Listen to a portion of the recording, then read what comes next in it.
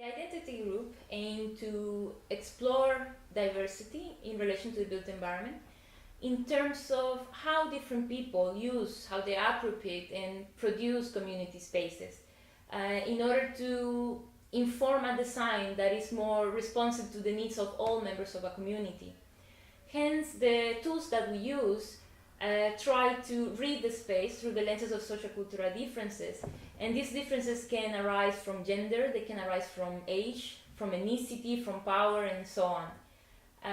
In the case of Paraíso, the tools that I'm going to explain are mainly addressing gender and age differences. The main objectives of this group are, number one, to produce knowledge on the different identities within a community in order to inform a better representation of their voices. And the second one is to facilitate residents to articulate and communicate better their needs, their aspirations, and the dreams they have about the neighborhood, and also the obstacles that they confront to achieve them.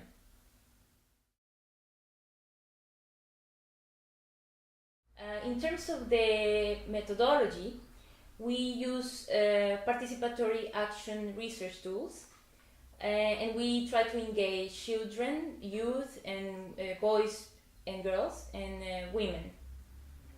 We use 5 different types of activities, going from very subjective ones like drawing workshops with children to more quantitative information like surveys. Our approach was to use very different activities and actually cross-reference with the different data we got from each of them, and also do like a triangulation of data.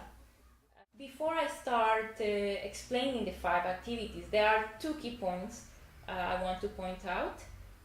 Number one, that we use 5 different activities in a specific order, but this can vary according to the specific context.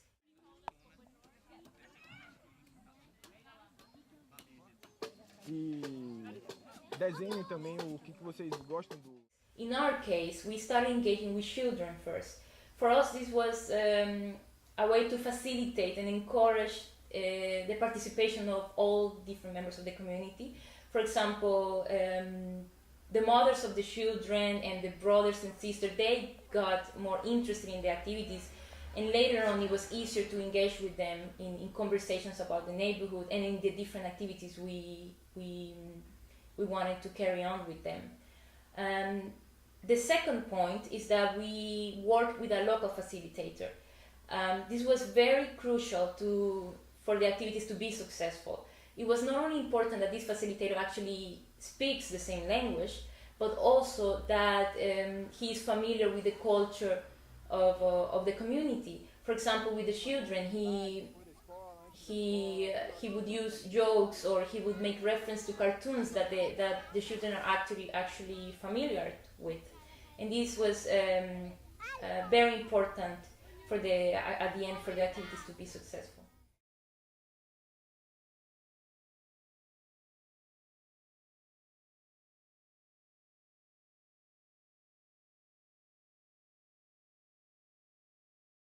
I'm going to start explaining the first activity, which is a drawing workshop. This activity involved children from the age of 5 to 12 years old. The activity per se is an activity where children make drawings to answer specific questions related to their community. The objective of this was to actually start associating certain places of the community to the feelings that the children attach to it. Step 1. First, you should gather the group of children, ideally no more than 10 at a time. You should look for a space that has a specific significance for children. In the case of Paraíso, for example, we gather around a tree, which the children use a lot to play and engage in different activities. After that, the facilitator should introduce themselves and make name tags for the participants with their age indicated. They should introduce the activity, starting a discussion with simple questions about the community. For example, which is your favorite place in the community? And then you should actually introduce the questions that the children need to draw about.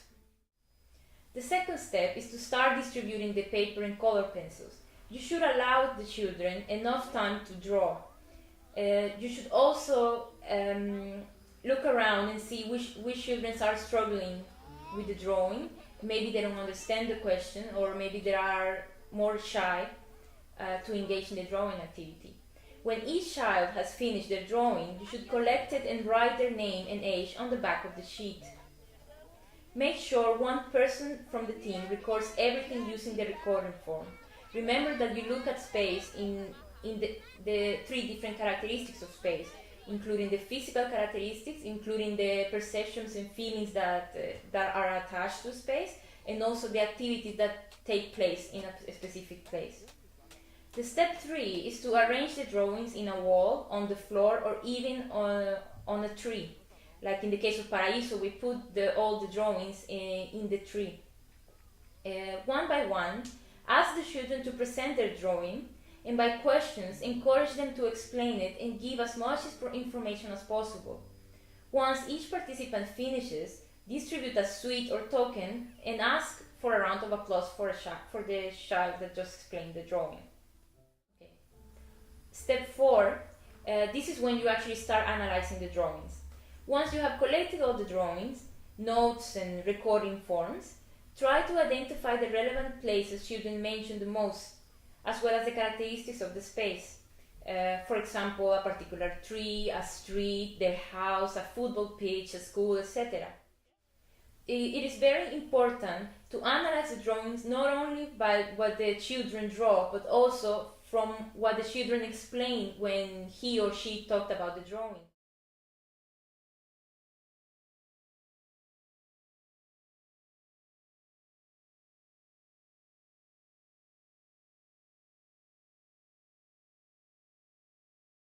The second activity is called Exploring Your Neighborhood. This consists of an interactive game of exploration where actually children map relevant spaces in their community and discuss their different characteristics. We do this activity mainly to discover values and perceptions that children attach to their neighborhood. This activity is better suited for children between 5 to 12 years old. What you need for this activity is, number 1, you need a device. This device can be a dice or it can be an origami. And this you can do it with cardboard box, or you can do it with plain paper for origami. You also need color cards to make the flags. You're going to know later how to use them. And you need masking tape, glue and pins, and some coloring pencils and markers.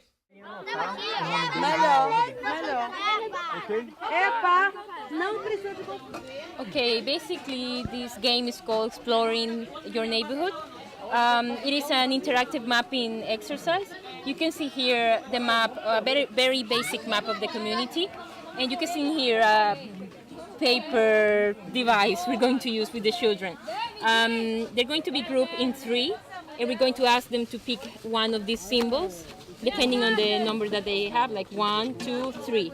So they need to pick one of the symbols, and each of them represent a question that we're going to ask. For example, this one, the question, we have an example of the questions here. This means for them to pick a place which is their favorite place in the neighborhood and to tell us why they prefer the space more than others. They have to take us there, all the group and all the children, and also us as facilitators, and they have to place one of these, for example, one of these flags, so they can do an interactive mapping of the whole space. Rapidinho, certo? Não pode, tipo, as meninas... 2, 3, 4, 5, 6. Escolhe uma figura. Aí rolar e depois volta. Once the dice indicates a symbol, or the child has chosen one from the origami, ask the question corresponding to that symbol. Now give the child the flag with the corresponding symbol and indicate to take the flag to the place. The game is intended to be dynamic, so be prepared to run. Muito bem. Once in place, the child should be encouraged to discuss the reasons behind hers or his choice. One person should take notes during the game, noting down characteristics the children mention, for example, physical features, Is it dark? Is it dirty? Is it far away? Or feelings or perceptions like fear, is it peaceful? Is it scary? Or activities taking place like people playing, people drinking, people dancing or fighting. To record the information, take a map of the area and put a symbol in the corresponding place according to what the children choose during the game. At the end, you will have a comprehensive map with the characteristics of relevant spaces for children.